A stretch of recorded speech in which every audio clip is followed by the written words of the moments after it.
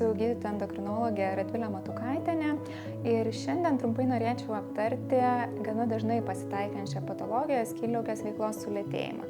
Tai pirmiausia, su pacientais, kuriems nustatome skydliaukės veiklos sulėtėjimą, aptariame ir nemedikamentinės galimybės skydliaukės veiklai pagerinti, kaip pavyzdžiui seleno vartojimas tiek su maistu arba su papildais, tačiau kartais reikia ir medikamentinio gydymo, ypač jeigu yra išreikšta sunkesnė hipotirozė. Ir tokiu atveju pacientai dažnai nerimauja, ar paskirtas vaistas nepriaugins dar daugiau svorio. Tai konsultacijos metu pacientus stengiuosi nuraminti ir jiems paaiškinti, kad šios patologijos valdymui yra skiriamas vaistas, kurio pagrindinė veiklioji medžiaga yra skydliaukės hormonas levotiroksinas ir jis pasižymi tokiu pat poveikiu kaip natūraliu būdu susidarantis hormonas. Tik noriu patvirtinti, kaip tik šis vaistas padeda atkurti normalią medžiagų apykaitą.